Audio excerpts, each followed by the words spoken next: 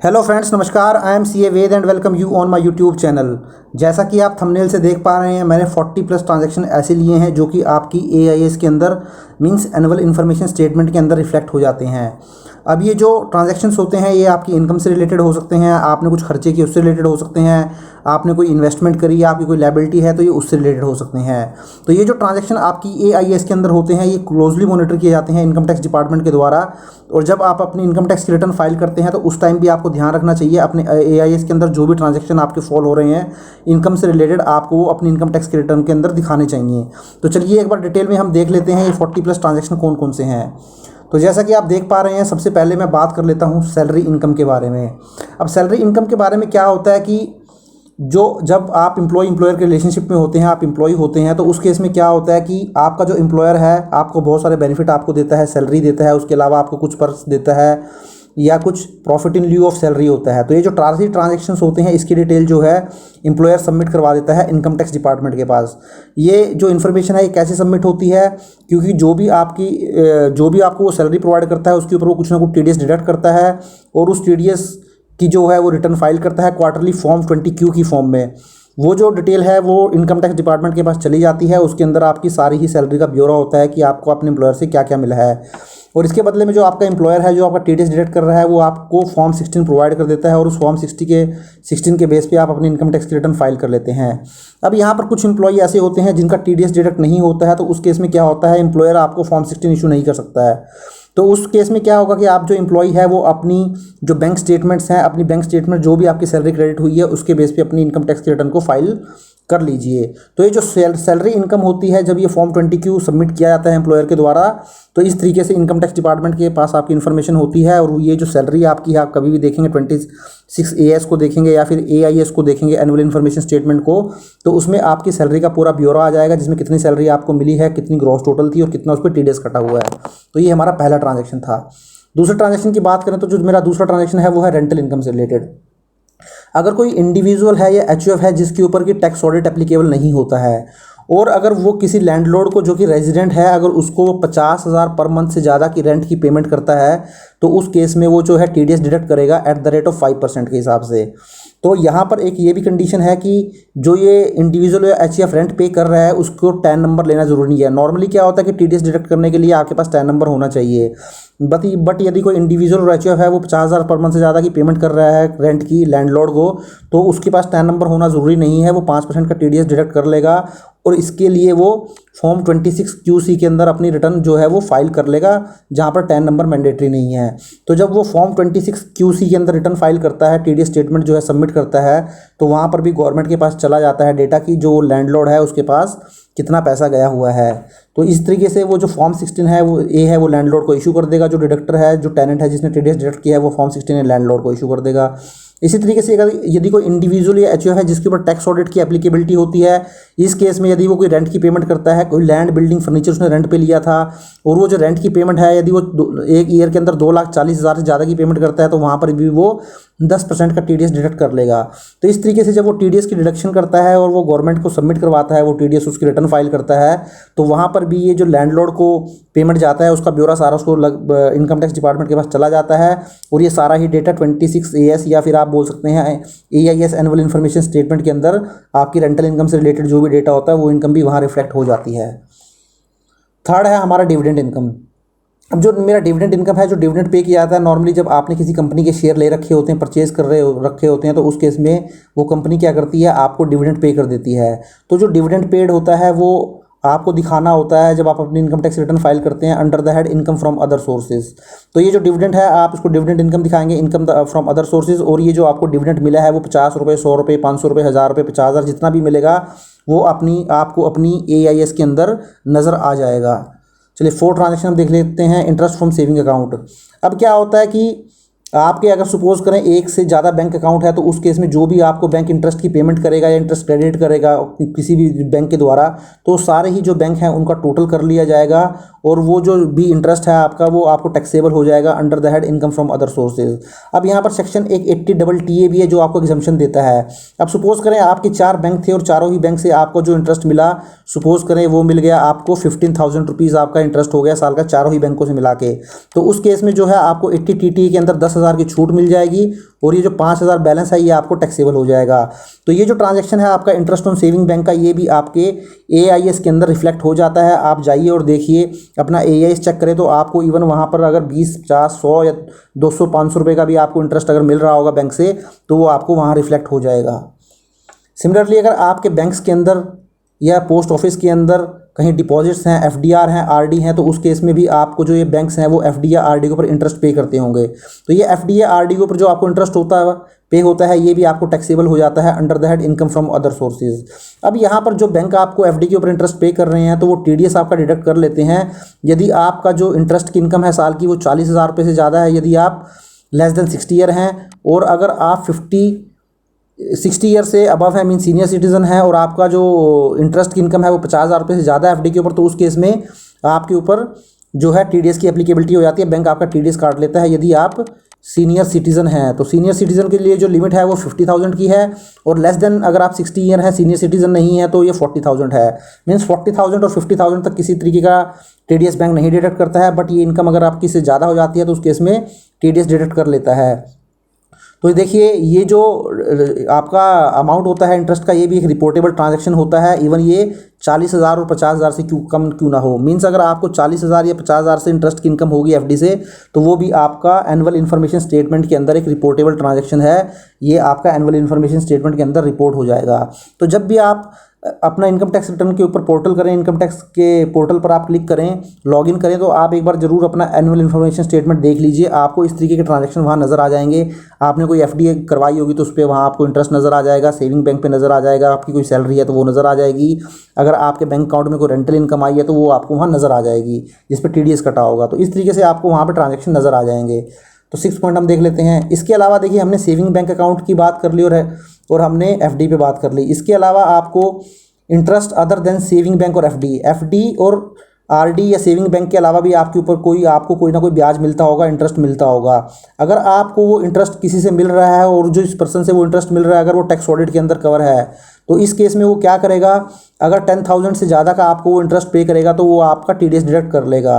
तो इसका मतलब अगर आपको 10,000 से ज़्यादा का इंटरेस्ट पे हुआ है other than FD and saving account, तो उस केस में आपका TDS डिडक्ट कर लिया जाता है उस पेयर के द्वारा जो आपको इंटरेस्ट पे कर रहा है, और वो भी एक रिपोर्टेबल ट्रांजैक्शन बन जाता है, और वो भी आपका एनुअल इन्फॉर्मेशन स्टेटमेंट के अंदर नज़र आ जाता है। तो इसलिए वो भी आपकी इनकम फ्रॉम अदर सोर्सेज हो जाएगी और आपको वो अपनी इनकम टैक्स रिटर्न के में दिखानी पड़ेगी।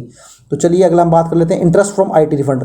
दोस्तों क्या होता है, जब आपका इनकम टैक्स से रिफंड मिलता है, आपको इनकम टैक्स का रिफंड मिलता है, तो आपका इनकम टैक्स डिपार्टमेंट जो होता है उसको आपको उसके ऊपर 6% का ब्याज देता है। तो उस पर भी आपको 6% पर एनम के हिसाब से ब्याज मिलता है। तो ये जो आपका इंटरेस्ट होता है ये भी आपकी इनकम होती है और ये टैक्सेबल हो जाता है under the head income from other sources. तो ये भी अगर आपका 100 रुपये का अमाउंट भी है, छोटे से छोटा अमाउंट, ये भी आपका रिपोर्टेबल ट्रांजेक्शन है और ये भी आपको अपने AIS के अंदर रिफ्लेक्ट हो जाता है। चलिए हम नेक्स्ट देख लेते हैं। नेक्स्ट है rent on plant and machinery.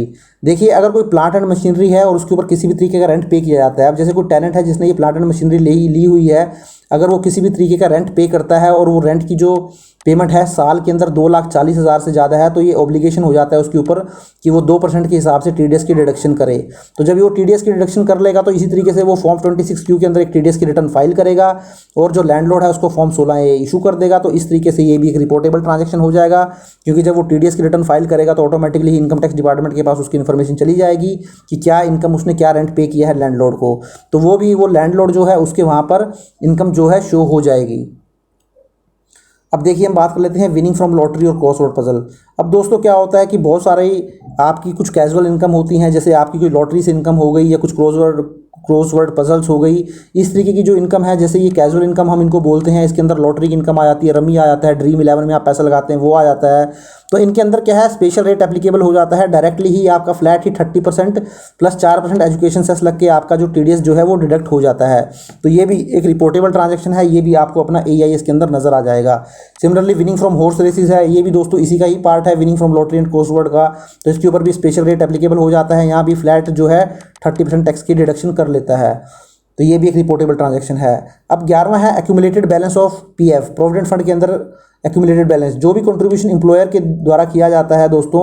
अब क्या करते हैं आप, ये जो आपका जो PF का अमाउंट है आप इसको विड्रॉल भी कर सकते हैं। तो जो आप PF का अमाउंट विड्रॉल करते हैं और जो आपका एम्प्लॉय प्रोविडेंट फंड है ये रिकॉग्नाइज प्रोविडेंट फंड होता है, वो रूल्स के अकॉर्डिंग टैक्सेबल होता है। हमेशा ये टैक्सेबल नहीं होता है, बट रूल्स के अकॉर्डिंग इसके ऊपर जो है टैक्सेबल हो जाता है, इसके ऊपर टैक्स लग जाता है। तो जब वो आप अमाउंट विड्रॉ करते हैं, जब पीएफ अकाउंट से, जो आपका पीएफ अकाउंट है उससे जो भी आप अमाउंट विड्रॉल करते हैं, तो जब भी आप अमाउंट विड्रॉल करेंगे तो ये भी आपके लिए इनकम हो जाएगा और ये भी आपको रिफ्लेक्ट हो जाएगा एआईएस के अंदर, एनुअल इन्फॉर्मेशन स्टेटमेंट के अंदर। अब हम बात कर लेते हैं इंटरेस्ट फ्रॉम इंफ्रास्ट्रक्चर डेब्ट फंड। अब इंफ्रास्ट्रक्चर डेब्ट फंड होते हैं जो कि वहाँ से भी आपको कहीं ना कहीं ब्याज आता है, तो उसके ऊपर भी देखिए फॉर्म 27Q इशू कर दिया जाता है, क्योंकि वहाँ पर भी टीडीएस की डिडक्शन हो जाती है और फॉर्म 26Q के अंदर जो डिडक्टर है वो रिटर्न फाइल कर देता है। यहाँ पर भी स्पेशल रेट से टैक्स लग जाता है और ये भी एक रिपोर्टेबल ट्रांजैक्शन हो जाता है एआईएस के अंदर। मीन्स ये जो इंटरेस्ट है ये भी रिपोर्ट हो जाता है एआईएस के अंदर। सिमिलरली इंश्योरेंस कमीशन होती है।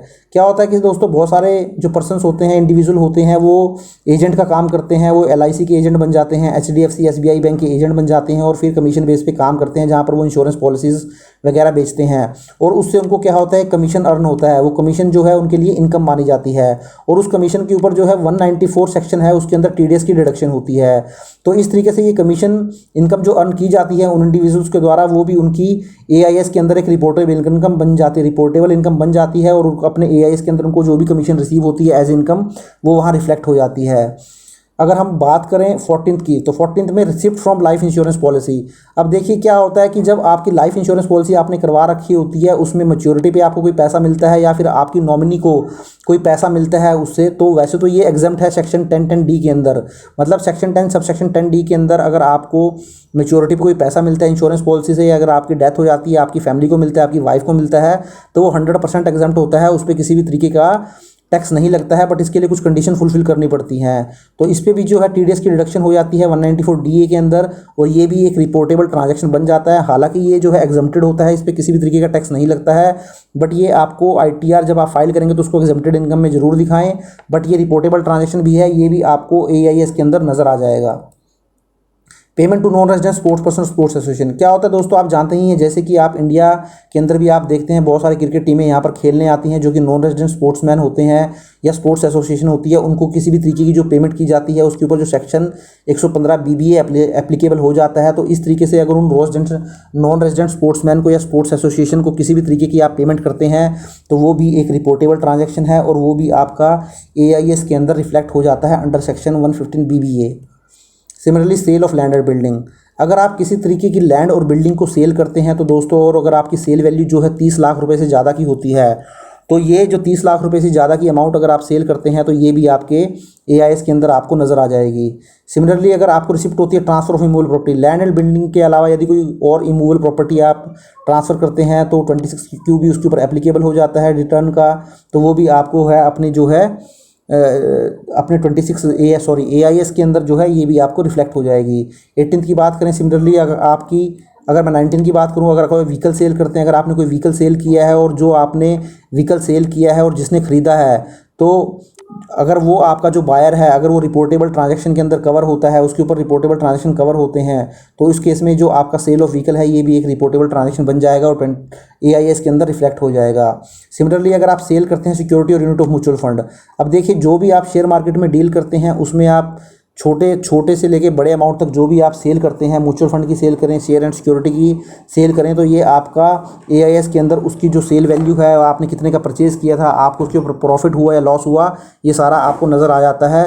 तो ये कैपिटल गेन की डेफिनेशन में आ जाता है। जब आप अपनी इनकम टैक्स रिटर्न फाइल करें तो वहाँ पर आप इसको कैपिटल गेन दिखाएंगे। शॉर्ट टर्म कैपिटल गेन हो सकता है आपको या फिर लॉन्ग टर्म कैपिटल गेन हो सकता है। इसी तरीके से शॉर्ट टर्म कैपिटल लॉस या लॉन्ग टर्म कैपिटल लॉस हो सकता है। तो ये भी एक रिपोर्टेबल ट्रांजैक्शन है, ये भी आपको एआईएस के अंदर नज़र आ जाएगा। 21 की बात करें तो of market debt and credit transaction. तो कुछ ट्रांजैक्शन ऐसे भी होते हैं जो ऑफ मार्केट होते हैं, ये भी शेयर मार्केट से रिलेटेड होते हैं, ये भी आपके डिपॉजिटरी ट्रांजैक्शंस हैं।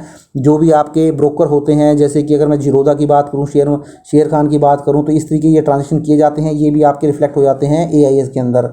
सिमिलरली आपको बहुत सारी बिजनेस रिसिप्ट आती हैं, जैसे कि आपको 194H के अंदर अगर आपको कमीशन आती है तो उसके ऊपर टीडीएस कट जाता है। प्रोफेशनल की कोई रिसिप्ट आती है 194J के अंदर टीडीएस कट जाता है। कॉन्ट्रैक्टर को भी पैसा आता है, आप ऐसे कॉन्ट्रैक्टर काम कर रहे हैं तो आपको 194C के अंदर टीडीएस की पेमेंट काट कर पेमेंट की जाती है। सिमिलरली इन सभी की केस में जो रिटर्न फाइल की जाती है वो 26Q फॉर्म में रिटर्न फाइल की जाती है और इसके लिए जो डिडक्टर है वो फॉर्म 16A इशू कर देता है। तो ये सारे ही हेड्स के अंदर जहाँ पर आपको टीडीएस कट के पेमेंट मिलती है तो वो एक बिजनेस रिसिप्ट है, वो भी आपको एज ए बिजनेस रिसिप्ट करके आपके एआईएस के अंदर दिख जाएगी। तो देखिए आप जब भी इस तरीके से कोई काम कर रहे होंगे तो आपको देखिए आपको एक बिजनेस रिसिप्ट करके नज़र आ जाएगा एआईएस के अंदर, और वहाँ पर ये सारी इनकम शो हो जाएंगी। सिमिलरली बिजनेस एक्सपेंस भी आपको नज़र आ जाएंगे। जैसे लिक्वर होता है, लिक्वर के ऊपर क्या होता है, टीसीएस कटता है 1% के हिसाब से। तो अगर आपकी परचेज वैल्यू यदि 1 करोड़ रुपए से ज़्यादा की है तो उस केस में अगर आप कोई लिक्वर परचेज करते हैं तो उसके ऊपर जो है टीडीएस जो है टीसीएस डिडक्ट हो जाता है 1% के हिसाब से। तो टीसीएस डिडक्ट होने की वजह से और इसकी वैल्यू जो है 1 करोड़ होने की वजह से ये भी एक रिपोर्टेबल ट्रांजैक्शन बन जाता है। ये आपका जो बिजनेस एक्सपेंडिचर है ये आपके एआईएस के अंदर आपको नज़र आ जाएगा। सिमिलरली रेंट पेमेंट आप करते हैं, इसके बारे में दोस्तों मैं बता ही चुका हूँ। अगर आप रेंट की पेमेंट करते हैं 50,000 पर मंथ से ज़्यादा की अगर आपकी पेमेंट करते हैं तो ये भी एक रिपोर्टेबल ट्रांजैक्शन है। ये हमने स्टार्टिंग में ही ऑलरेडी डिस्कस कर लिया है। 25 की बात करूँ तो कुछ मिसलेनियस पेमेंट करते हैं, जैसे कि कॉन्ट्रैक्चुअल या प्रोफेशनल पेमेंट की जाती है। यदि वो 50 लाख पर एनम से ज़्यादा की है तो वहाँ पर भी टीडीएस डिडक्ट हो जाता है 5% के हिसाब से, और उसकी जो रिटर्न है वो 26 QD के अंदर जाती है। तो इसकी भी रिटर्न टीडीएस की जा रही है, टीडीएस प्रॉपर्ली डिडक्ट हो रहा है। 50 लाख से अगर ज़्यादा की है तो ये भी एक रिपोर्टेबल ट्रांजैक्शन है और यह इसके अंदर नज़र आ जाएगा। सिमिलरली अगर कैश डिपॉजिट करवाते हैं आप सेविंग अकाउंट या करंट अकाउंट के अंदर, और वो सेविंग अकाउंट के अंदर जो आपने कैश डिपॉजिट करवाया है वो 10 लाख रुपए से ज़्यादा करवाया है, और करंट अकाउंट के अंदर जो कैश डिपॉजिट करवाया है वो 50 लाख रुपए से ज़्यादा करवाया है, तो ये भी आपका रिपोर्ट हो जाएगा एआईएस के अंदर। सिमिलरली कैश विड्रॉल की भी यही सेम लिमिट है। अगर सेविंग है तो 10 लाख से ज़्यादा का आप कैश विड्रॉल करवा रहे हैं, अगर करंट अकाउंट है तो 50 लाख से ज़्यादा करवा रहे हैं, तो ये भी रिपोर्टेबल ट्रांजैक्शन है। सिमिलरली अगर आप कैश पेमेंट करते हैं गुड एंड सर्विसेज के लिए या बैंक ड्राफ्ट के थ्रू आप कैश पेमेंट करते हैं, कोई गुड परचेज करते हैं या कोई सर्विसेज आप लेते हैं उसके लिए कोई कैश की पेमेंट करते हैं, तो ये भी एक रिपोर्टेबल ट्रांजैक्शन है। आउटवर्ड फॉरेन रेमिटेंस है परचेज ऑफ फॉरेन करेंसी। दोस्तों क्या होता है कि जब आप कोई फॉरेन का टूर करते हैं तो आपको किसी भी कंट्री में जाने के लिए वहाँ उस देश की करेंसी आप परचेज करते हो। ये करेंसी आप बैंक से परचेज कर सकते हो या फिर जो फॉरेन करेंसी डीलर होते हैं उनसे आप ये करेंसीज परचेज़ कर लेते हो। तो इस तरीके से जब आप ये करेंसी परचेज़ करते हैं तो जब अगर इनकी वैल्यू अगर वैसे तो नॉर्मली क्या होता है अगर 2 लाख रुपए से ज़्यादा की आप फॉरेन करेंसी परचेज़ कर लेते हैं तो ये रिपोर्ट हो जाता है ट्रांजैक्शन, और ये भी आपको नज़र आने लगता है एआईएस के अंदर। जनरली तो 2 लाख की लिमिट है, बट उससे कम ऐसा नहीं है कि 2 लाख ये होगा तभी आपको रिपोर्ट हो पाएगा, 2 लाख से नीचे भी रिपोर्ट हो सकता है। Similar receipt of foreign remittance, अगर आपको किसी भी तरीके की फ़ॉरेन से रेमिटेंस मिली है, अगर कोई रॉयल्टी फ़ी मिली है या टेक्निकल सर्विसेज आपने दी हैं और इसलिए आपको फ़ॉरेन से रेमिटेंस आई है तो वो भी आपकी एक रिपोर्टेबल ट्रांजैक्शन है और वो भी एआईएस में नज़र आ जाएगी। सिमिलरली आप फॉरेन ट्रैवल करते हैं तो फॉरेन ट्रैवल करने के लिए आपको फॉरेन करेंसी की ज़रूरत पड़ती है। यहाँ पर भी आप फॉरेन करेंसी परचेज़ करते हैं तो जिससे भी आप ये फॉरेन करेंसी परचेज़ करते हैं वो ये रिपोर्ट कर देता है इनकम टैक्स डिपार्टमेंट को, और अकॉर्डिंगली ये फॉरेन ट्रैवल की जो भी डिटेल है, जो भी आपने खर्चा किया, जितनी भी फॉरेन करेंसी परचेज़ करी, वो सारी की सारी आपकी एआईएस के अंदर नज़र आ जाती हैं। सिमिलरली अगर आप परचेज़ करते हैं कोई इमूवेबल प्रॉपर्टी, अब देखिए दोस्तों अब ये आपका हो गया investment.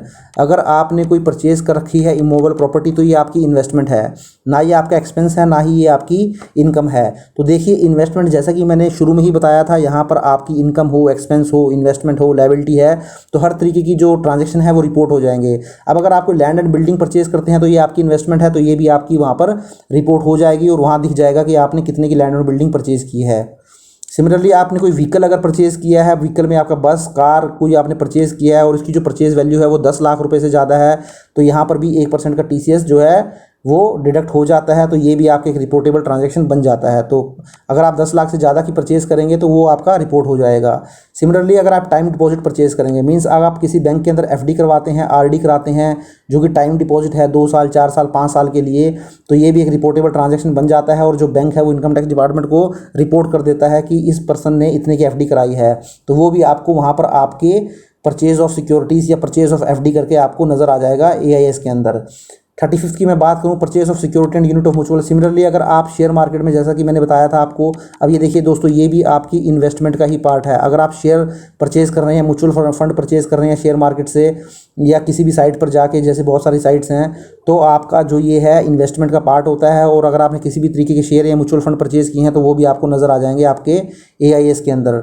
Similarly credit card and debit card, दोस्तों देखिए अगर आप किसी क्रेडिट कार्ड या डेबिट कार्ड के लिए अप्लाई करते हैं या आपको इशू हो जाता है तो कई केसेस में तो जब आप अप्लाई करते हैं तो वो भी रिपोर्ट आपको हो जाती है। और सिमिलरली अगर आप क्रेडिट कार्ड यूज़ करते हैं और आप इस क्रेडिट कार्ड की 1 साल के अंदर 10 लाख से ज़्यादा की पेमेंट करते हैं, तो क्रेडिट कार्ड की अगर आपने 10 लाख से ज़्यादा की पेमेंट करी तो ये भी आपके AIS के अंदर दिखा देगा आपको कि आपने क्रेडिट कार्ड के लिए इतने की पेमेंट करी है, तो ये भी एक रिपोर्टेबल ट्रांजैक्शन हो जाता है।